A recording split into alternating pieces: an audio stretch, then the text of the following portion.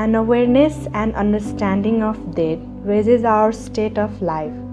When we are cognizant of the reality and inevitability of death, we begin to seek the eternal and become determined to make the most valuable use of each moment of life. मृत्युको सचेतना र समझले हाम्रो जीवनको अवस्थालाई जगाउँदछ। जब हामी वास्तविकता र मृत्युको अपरिहार्यताको ज्ञान प्राप्त गर्छौँ, तब हामी अनन्तको खोजी गर्न थाल्छौँ र जीवनको प्रत्येक क्षणको सबैभन्दा बहुमूल्य प्रयोग गर्न कटिबद्ध हुन्छौँ। Buddhism teaches that the four sufferings of birth, aging, sickness and death are an inescapable part of life. The crucial thing is not to be defeated by them. बौद्ध धर्मले सिकाउँछ कि जन्म, बुढेसकाल, बिमारी र मृत्युका चार कष्टहरू जीवनको अपरिहार्य अङ्ग हो। महत्त्वपूर्ण कुरा भनेको तिनीहरूले पराजित नहुनु हो। From the standpoint of eternity, there is hardly any difference between a long and a short life. Therefore, it's not whether one's life is long or short, but how one lives that is important. It is what we accomplish, the degree to which we develop our state of life, the number of people we help become happy, that is what matters. अनन्तताको दृष्टिकोणबाट लामो र छोटो जीवनको बीचमा धेरै भिन्नता छैन। त्यसकारण जीवन लामो या छोटो छ भन्ने महत्त्वपूर्ण छैन, त्यसलाई कसरी जिउने त्यो महत्त्वपूर्ण हुन्छ। हामीले के कुरा प्राप्त गर्यौं, हाम्रो जीवन अवस्था कति विकास भएको छ र हामीले कति व्यक्तिहरूलाई खुसी पारेका छौं भन्ने कुरामा आधारित हुन्छ। The experience of losing a loved one impels us toward a deeper understanding of life. Everyone fears and is saddened by death. That is natural. But by struggling to overcome the pain and sadness that accompanies death, we become sharply aware of the dignity and preciousness of life and develop the compassion to share the sufferings of others as our own. प्रियजन गुमाउनु पर्ने अनुभवले हामीलाई जीवनको गहिरो समझतिर पुर्याउँछ। सबैजना मृत्युबाट डर र दुःख मान्छन्, त्यो स्वाभाविक हो।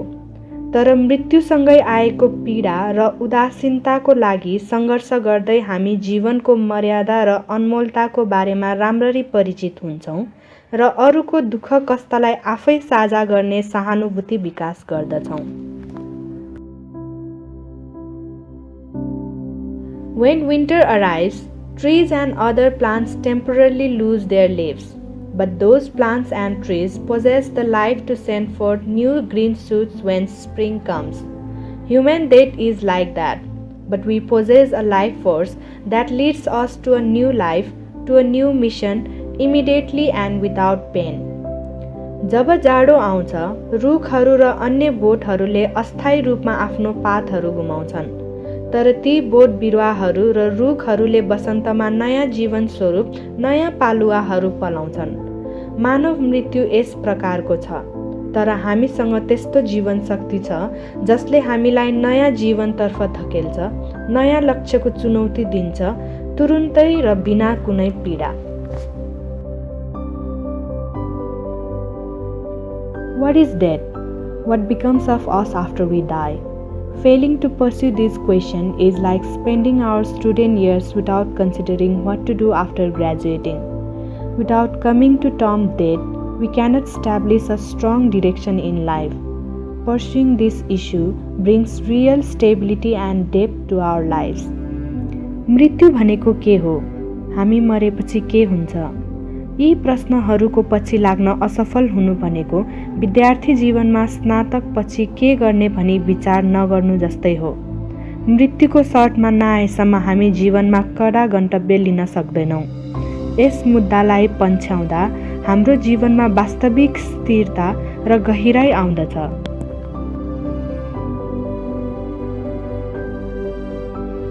To die happily is extremely difficult. And since death is the final settlement of accounts for one's life, that is when our true self comes to the fore. We practice faith to live happily and to die happily. खुसी साथ मर्नु एकदम गाह्रो छ र किनकि मृत्यु भनेको एक व्यक्तिको जीवनको लागि लेखाको अन्तिम समाधान हो जुन हाम्रो वास्तविक आत्मबलमा आउँछ। हामी खुसीको साथ बाँच्न र खुसीसँग मर्नको लागि आस्थाले अभ्यास गर्छौँ।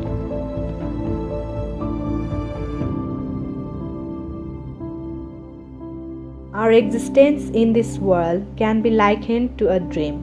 The issue of greatest importance and external relevance is how we face death, the inescapable destiny of all living beings. For in the face of death, external factors such as social status or position in the organization count for naught. Everything then depends on one's faith, one's true state of life. यस संसारमा हाम्रो अस्तित्वलाई सपनासँग तुलना गर्न सकिन्छ। सबैभन्दा महत्त्वपूर्ण र अनन्त प्रासङ्गिकताको मुद्दा भनेको हामी जीवित प्राणीको अपरिहार्य गन्तव्य मृत्युलाई कसरी सामना गर्छौँ भन्ने हो। मृत्युको लागि बाहिरी कारकहरू जस्तै सामाजिक स्थिति वा सङ्गठनका स्थिति शून्य छ।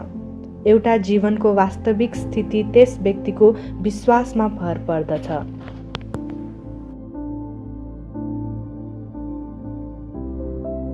Death will come to each of us someday. We can die having fought hard for our beliefs and convictions, or we can die having failed to do so.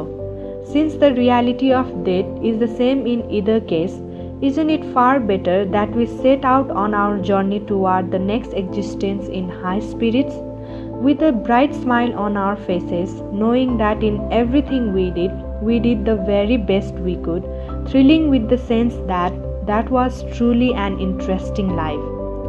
कुनै दिन अवश्य हामी प्रत्येकले मृत्युको सामना गर्नुपर्नेछ। हामी हाम्रो विश्वास र आस्थाका साथ कडा सङ्घर्ष गरेर मर्न सक्छौँ अथवा हामी त्यसो गर्न असफल भएर मर्न सक्छौँ। जुनसुकै अवस्थामा पनि मृत्युको वास्तविकता एकै भएकोले अर्को गन्तव्यको लागि हामी पूरा तयारी हुनु धेरै राम्रो हुन्छ। अनुहारमा उज्यालो मुस्कानका साथ हामीले गरेको हरेक काम उत्तम थियो भन्ने विश्वासले त्यो जीवन साँच्चीकै रोमाञ्चक थियो भन्ने भावनाले जीवनलाई भरौँ।